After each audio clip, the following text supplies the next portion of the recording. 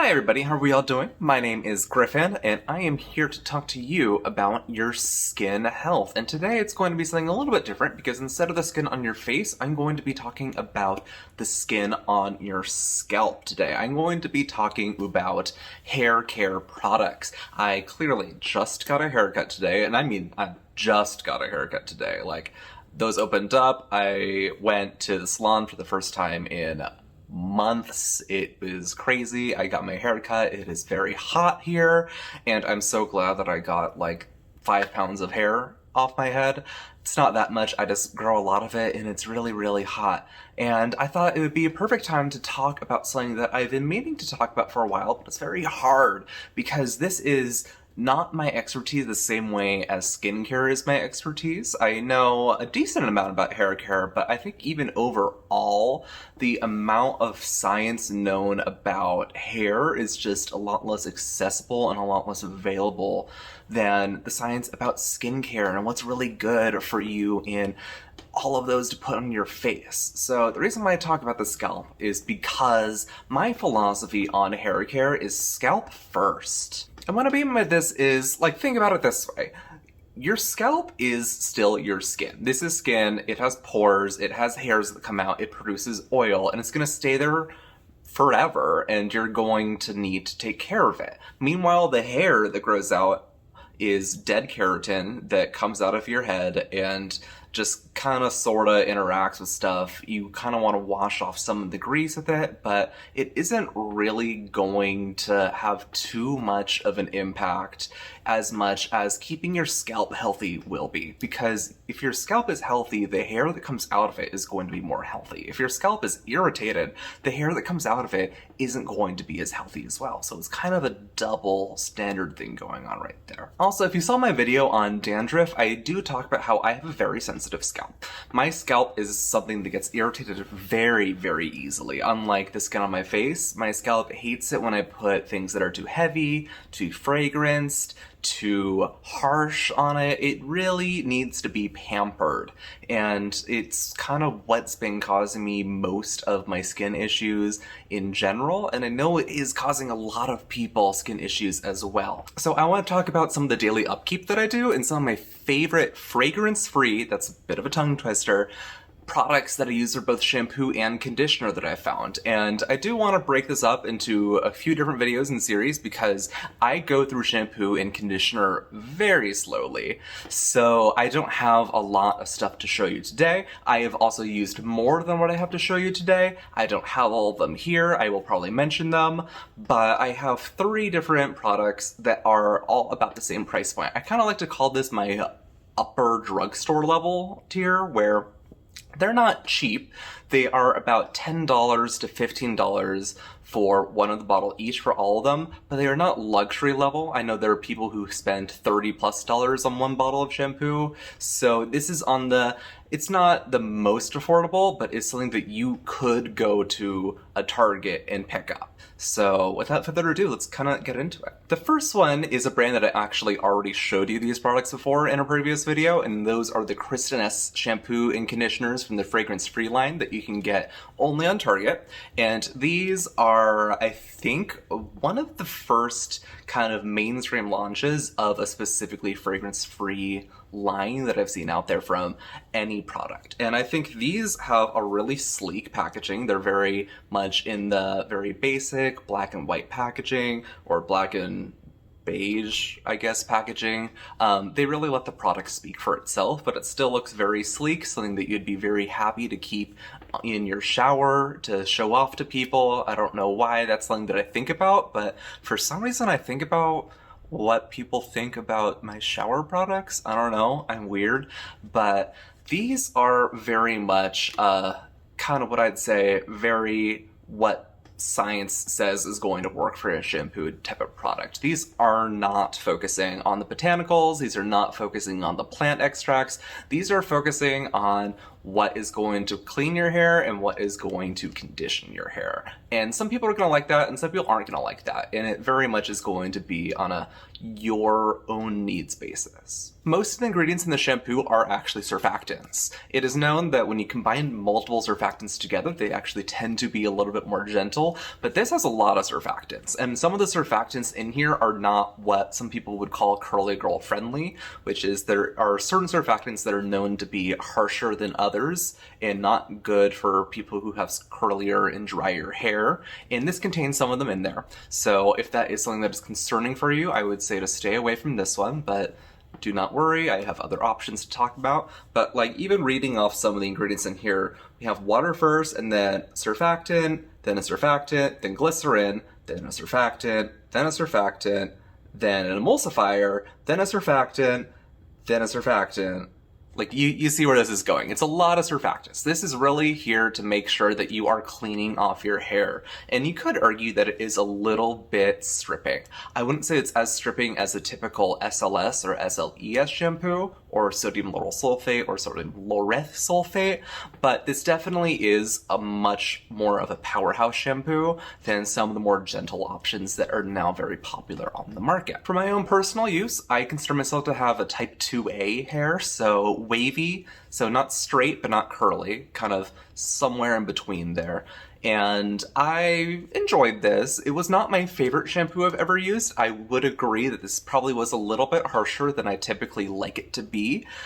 And it did leave my hair maybe a little bit thirstier than I wanted it to be on average, but this was not offensively stripping. This is not something where I use it and I was like, ooh, I can never use that again. That was annoying. Like, as you can see, I've almost finished this entire bottle. I clearly liked it enough to continue using it the whole way around. And we're getting a pretty sizable bottle. This is just under 300 milliliters, and I spent about $12 on it from Target, so it's not a bad deal at all. I think that if you are somebody who wants to get into fragrance-free hair care, but wants something that is maybe a little bit stronger, if you're somebody with oily or very straight hair where you do actually want those surfactants in there to make sure that you are fully cleaning your hair, this is a very good option for you. Regarding the conditioner, it's very similar in that this isn't full of all the botanicals, it's full of a bunch of conditioning agents in it, where again we have water first, and then we have some fatty alcohols,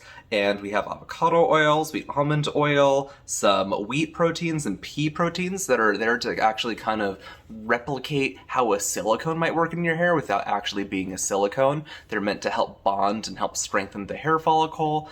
And like similarly to the shampoo, I liked it. It wasn't my favorite conditioner I have ever used, but it worked and it did a good job. It helped hydrate my hair, and it did a decent job. It did that thing with some conditioners that I don't like, where I needed a little bit more of it than I would think that I need, because it just keeps on getting drinking up by my hair. It doesn't give me that nice, silky, luxurious kind of smoothing conditioning that I like in my conditioners, but it did a pretty good job of keeping my hair very healthy and happy. This just does exactly what it needs to do, and unlike this isn't something that's going, like, this has a issue of possibly being harsh. There's basically no risk going with this. There is no silicones in here. If you're somebody who's against silicones in your conditioner, this is just something that is going to give you conditioning. It's not trying to be anything extra. It's not even trying to say anything more. So like, let me actually read the little stuff that they claim that these do on them and see if I agree. So on the shampoo, it says lightly clarifying, shine enhancing, high lathering, non-stripping for all hair types. I would agree with this. So lightly clarifying, that actually does mean like, hey, this is pretty deep cleansing. This is going to help get the gunk out of your scalp. Absolutely agree with that. Shine enhancing, sure, why not? High lathering, it did lather pretty well, and non-stripping, it didn't strip a lot. It didn't strip a lot. I mean, when you're using a shampoo, you're always going to strip a little bit of stuff off. That's just the nature of how it's going to work. So I'm not going to give any knocks for that. And for the conditioner, it says moisture rebalancing. Yeah, sure. Softening and smoothing, it did smoothen. Shine enhancing, I'm not good at noticing the shine in my hair, but I would say it did enhance the shine in my hair. Lightweight and nourishing for all hair types. Yes, I would say it definitely is lightweight, it is nourishing. It's not something that's going to weigh down your hair and make it heavy. I think it's just a very good general purpose. You could hand it to anybody and they'd find good use out of this conditioner. Next up is a brand that I actually found on Amazon a while ago. I used this the first out of all the ones that I've used in here. It's not the first fragrance-free shampoo and conditioner I've ever used, but this is an interesting one I found. This is a Canadian brand called Phillip. He is a hairstylist over in British Columbia, Canada, I believe, where he has his whole line of hair products, and it includes an unscented line. And he is known for using apple cider vinegar as one of the main ingredients in shampoo. And I was very intrigued by this because apple cider vinegar implies that this is going to be an acidic shampoo, and I want to see that. It's the same idea as a low pH cleanser. That means your cleanser is slightly acidic. So I also want the same thing for my hair care. I want my hair care to be slightly acidic as well. And alongside the apple cider vinegar in here, we do have some great ingredients like some lactic acid in here to add to that, but we do have more botanicals in here. So we're getting much fewer surfactants in here, just only a couple, like I see 2 or 3 in here, but then at the very end of it, we see some extracts. We see some chamomile. We see that pea protein again. We see lemon balm extract, nettle extract, rosemary extract.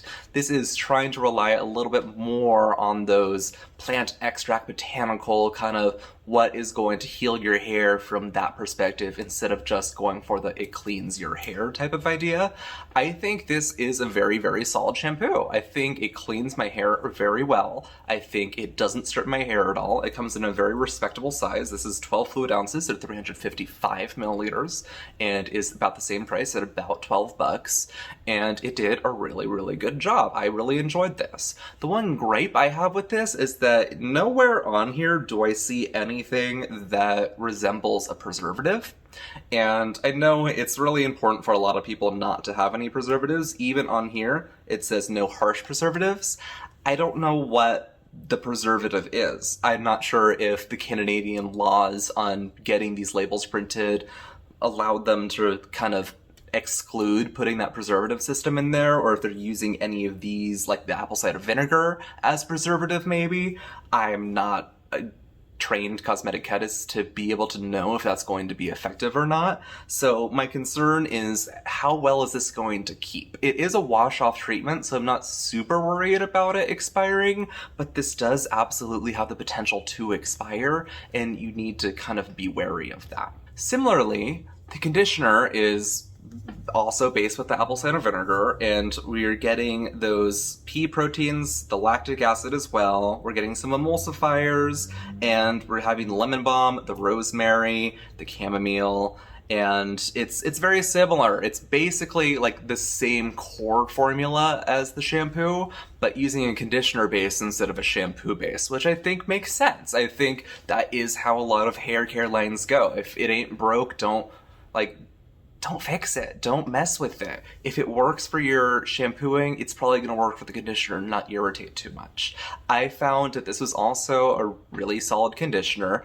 I did not like the pump, where it is this weird pump that has like a hole that keeps on getting clogged. I love pump conditioners, don't get me wrong. I would prefer if both of these actually came in a pump. I know this sounds a little bit hypocritical when I did have a video recently saying, like, make sure you do the packaging for the product, and a shampoo is going to be more liquidy and runny than a conditioner, but it is also important to make sure that the pump you're using is a quality pump, and I don't think this is a super quality pump. I think this could be a better pump that doesn't get clogged as much and can get to the bottom a little bit easier. That's always the gripe with conditioners. You're going to have product left in the container. I think overall it did a really, really good job. I really enjoyed using it. And the only gripe besides that is, again, what's the preservative? What's keeping this stable? What's preventing things from getting in it? There might be stuff in there. I don't really know.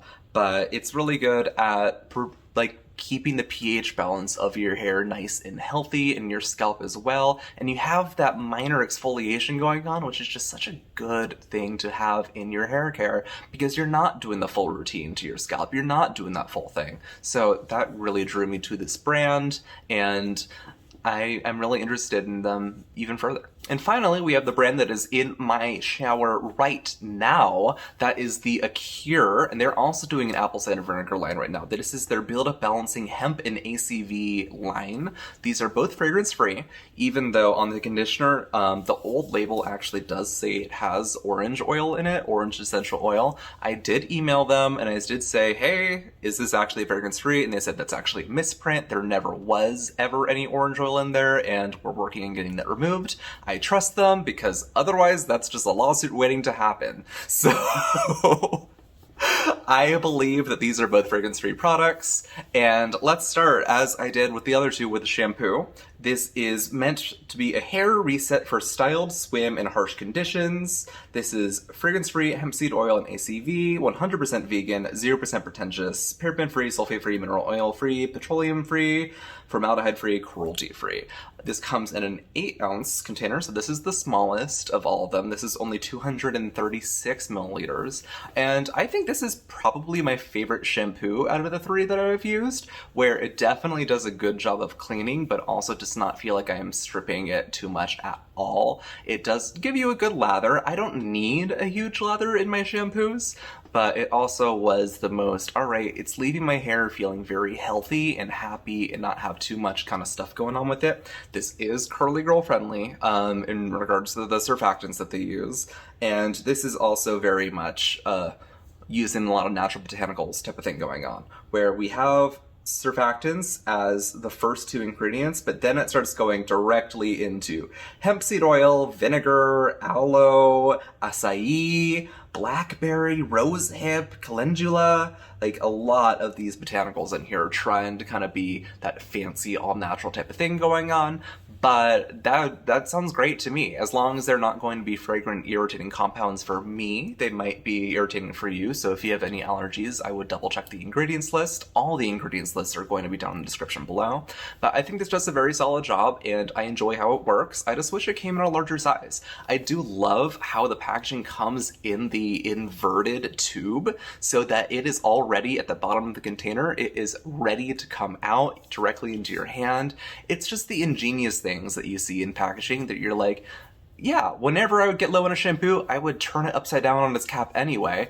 They said, why don't we just make it on the cap to start with? Why don't we make this how it looks ever? Like, we have the millennial pink, we have some cool fonts, it looks really trendy. Something that I'd also love to see. Like, I enjoy the packaging of all three of these products. I would not be ashamed to see any of them in my bathroom. With the conditioner, I'm a little bit less thrilled with the conditioner. I think the conditioner is just not really rich enough for me. I like a really rich conditioner. I like being able to smooth it on kind of like a hair mask and just feeling like my hair is immediately drinking it all up and getting silky. This one, my hair definitely felt like it was drinking it all up, but it also said, yeah, you could give me more. You can give me more. And it kept on feeling like I could give it more, which isn't how I love to do my conditioners, but like my hair is still feeling very healthy. It's feeling very soft. It's doing its job. It's just not giving me that immediate feedback that I love to see in a shower, so maybe that says something more about me.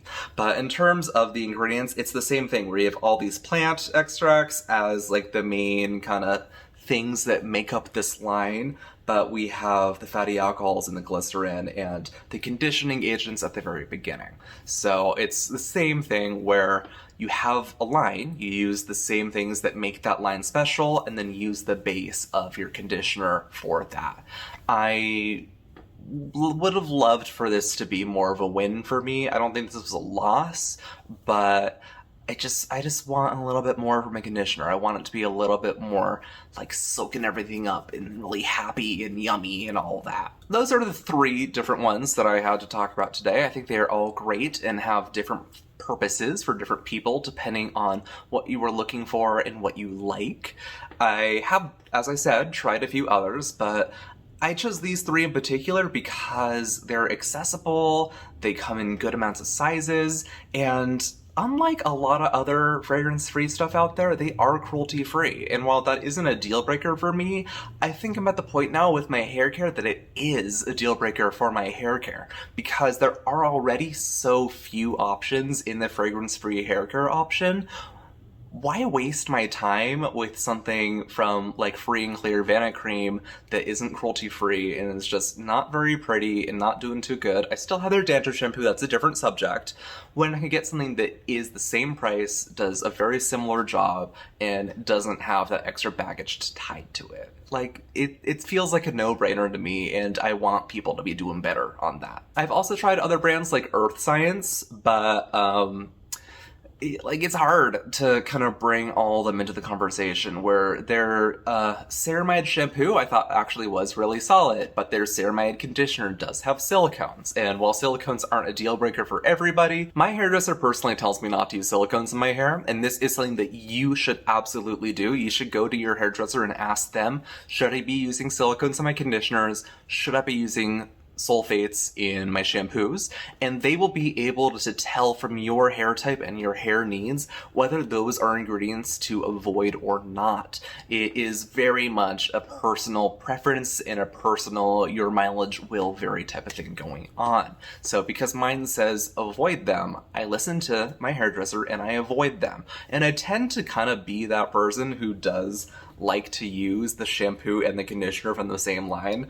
I don't know why, because like in skincare, I make fun of people who only use stuff from the same line, because I'm like, you're getting the same stuff, you're not introducing anything new.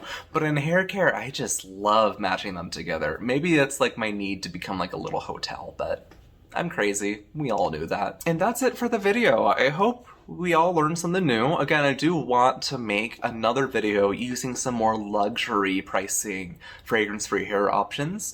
I know that there are companies out there like Function of Beauty and like Pros who do sponsorships. I would love to do a sponsorship with you, kind of reviewing your fragrance-free options regarding all of that. But I have some ideas out there, and I would love to kind of find the perfect hair solution out there. I also plan on doing a video out there for body wash, but I go through body wash even slower than I go through hair products because I got a lot of body and not a lot of hair, not a lot of face. So those do also tend to go a little bit slower, but do expect a video about those coming up eventually.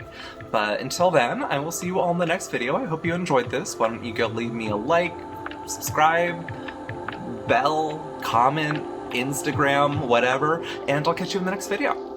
Bye-bye.